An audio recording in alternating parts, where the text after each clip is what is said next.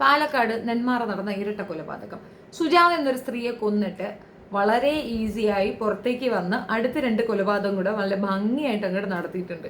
ഒരു പത്മഭൂഷൺ അവാർഡ് അങ്ങേർക്ക് കൊടുക്കണം എന്നാണ് എനിക്ക് പറയാനുള്ളത്. അത് കൊടുക്കേണ്ടത് പോലീസുകാർ തന്നെയാണ്. കാരണം അവരാണല്ലോ ഇതിന് വഴിവെച്ചത്. ഒരു കോളനിയിലേക്ക് ഒരാൾ, അതും പ്രത്യേകിച്ച് കൊല നടത്തിയ ഇതുപോലെ പ്രാകൃതനായ ഒരാൾ, പുള്ളിക്ക് ഭയങ്കരമായ അന്ധവിശ്വാസമാണെന്നാണ് പറയുന്നത്.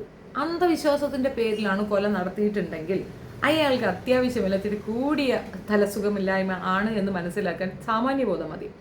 എന്തായാലും കോടതി പ്രത്യേകിച്ച് വിലക്കിയിട്ടുണ്ടായിരുന്നു, ഇയാൾ ആ ഏരിയ കയറ്റരുത്, അയാൾ പ്രശ്നക്കാരനാണ്, ആ പഞ്ചായത്തിലെങ്ങും അടുപ്പിക്കരുത്, പോലീസ് സ്റ്റേഷൻ പരിധിയിൽ അടുപ്പിക്കരുത് എന്നൊക്കെ പറഞ്ഞിട്ട് അതിനൊന്നും വില വയ്ക്കാതെ അയാൾ വീണ്ടും അവിടേക്ക് വരികയും 2 കൊലപാതകങ്ങളുടെ വളരെ നിസ്സാരമായി നടത്തിയിട്ട് പോവുകയും ചെയ്തു എന്നാണ് മനസ്സിലാക്കുന്നത്.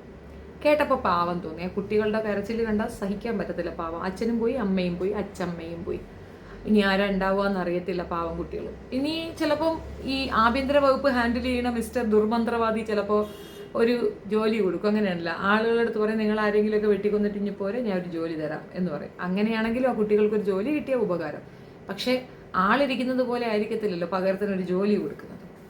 വളരെ മോശപ്പെട്ട രീതിയിലാണ് പോലീസ് പല കേസുകളും കൈകാര്യം ചെയ്യുന്നത്. ഇത്രയും വലിയൊരു ക്രിമിനലാണ് എന്ന് മനസ്സിലാക്കിയതും പോരാതെ ആ നാട്ടുകാർക്ക് കംപ്ലൈന്റ് ഉണ്ടെന്ന് പരാതി കൊണ്ട് കൊടുത്തിട്ടും അയാളെ പഞ്ചായത്തിൽ കയറ്റരുതെന്ന് കോടതി പറഞ്ഞിട്ടും അതിനെ വളരെ നിഷ്കുവായി ഇരുന്ന് കണ്ടത് കൊണ്ടാണ് ഇപ്പോൾ ഈ 2 കൊലപാതകം. അതിനകത്ത് അതായത് പ്രത്യേകിച്ച് അപ്പോൾ ഉണ്ടായിരുന്ന SH, അതിനകത്തിരുന്ന CI റാങ്കിലുള്ളവർ അതത് ആ ഒരു സെക്ഷനിലുള്ള കംപ്ലീറ്റ് ആൾക്കാരെയും പ്രതി ചേർക്കണമെന്നാണ് പറയാനുള്ളത്. അവരെയും കൂടെ പ്രതി ചേർക്കണം. എന്നാൽ മാത്രമേ ഇനി മേൽക്കൊണ്ടെങ്കിലും ഇതുപോലെ ഇൻസിഡൻറ്റുകളിൽ പോയി പറഞ്ഞാൽ പോലീസ് കൃത്യമായിട്ട് ഹാൻഡിൽ ചെയ്യുള്ളൂ.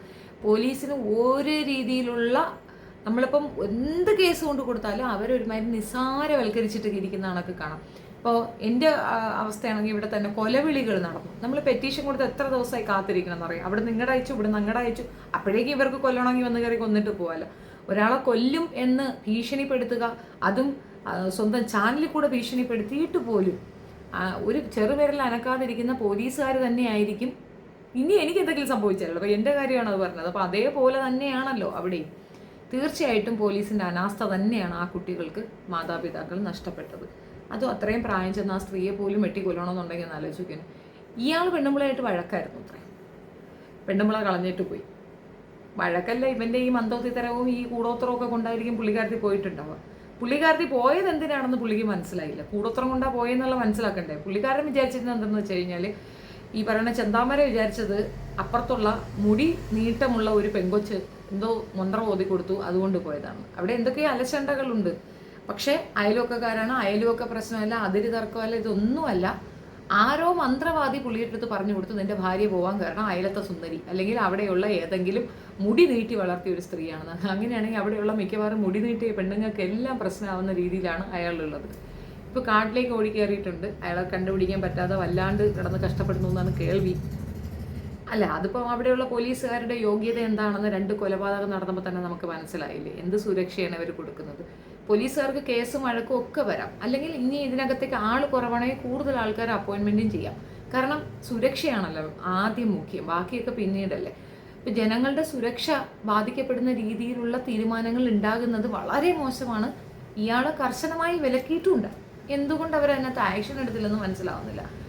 തനിച്ചാണെങ്കിലും ഇനി വീട് കൂട്ടി കിടന്നാലും അങ്ങനെ ഒരു സ്ഥലത്തേക്ക് അയാളെ വരാൻ പാടില്ല എന്ന് പറഞ്ഞ് കോടതി പിന്നെ ജാമ്യം കൊടുത്ത ഒരു വ്യക്തിയെ ശരിക്ക് ആളുകൾ മനസ്സിലാക്കി അയാൾ വീണ്ടും ഇവിടെ വന്നിട്ടുണ്ട്, അയാൾ വീണ്ടും പ്രശ്നത്തിനാണ് വന്നിട്ടുള്ളത്, അയാളെ സപ്പോർട്ട് ചെയ്യണമെന്ന് പെറ്റീഷൻ കൊടുത്തിട്ടും അതിനെ നെഗ്ലക്റ്റ് ചെയ്തിട്ടിരുന്ന പോലീസുകാർ മാത്രമാണ് ഇതിന് ഉത്തരവാദി എന്നുള്ളതാണ് ഞാൻ മനസ്സിലാക്കുന്നത്. ഏത് ഈ സെക്ഷൻ ആയിരുന്നാലും ശരി തന്നെ, നമ്മൾ എവിടെ പോയിരുന്നാലും പോലീസുകാരുടെ അടുത്ത് നമ്മളൊരു പരാതിയും കൊണ്ട് ചെന്ന് കഴിഞ്ഞാൽ അവിടെ അതിൻ്റെ വളരെ സീരിയസ് ആയിട്ട് എടുക്കത്തില്ല. ഇപ്പം ഭാര്യയും ഭർത്താവും തമ്മിൽ വഴക്കുണ്ടാക്കും, അയാൾ തല്ലി, അവിടെ ചെല്ലുമ്പോൾ പോലീസുകാർ വളരെ കാഷ്വലായിട്ട് പറയണമല്ലോ ഭർത്താവല്ലേ സാറില്ല അഡ്ജസ്റ്റ് ചെയ്യാൻ.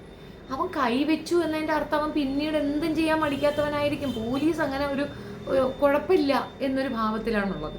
നിയമം ശക്തമാണ്, നിയമങ്ങളുണ്ട്, അത് ഉപയോഗിച്ച് നമുക്ക് വിലക്കാൻ പറ്റും. ഇപ്പോൾ ഒരു പെൺകുട്ടിയെ പൂവാല ശല്യം ഉണ്ടെന്ന് പറഞ്ഞു പോയി പറഞ്ഞു കൊടുത്താൽ മൈൻഡ് ചെയ്യത്തില്ല.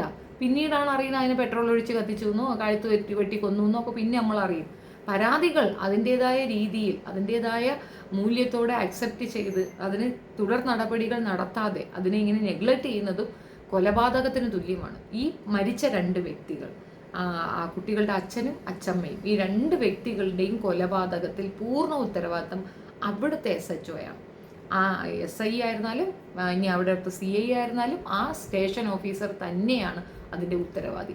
കാരണം അവർ പരാതി കൊടുത്തിട്ടുണ്ട്. പരാതി കൊടുത്ത ദിവസം തൊട്ട് അതിൻ്റെ ഇപ്പുറത്തോട്ടുള്ള അധികാരികൾ ആരൊക്കെയാണോ ഒക്കെ അതിനെ ഡിസ്മിസിലാണ് ചെയ്യേണ്ടതെന്നാണ് എൻ്റെ ഒരു അഭിപ്രായം. നിങ്ങളുടെ അഭിപ്രായം കമൻറ്റിൽ രേഖപ്പെടുത്തുക.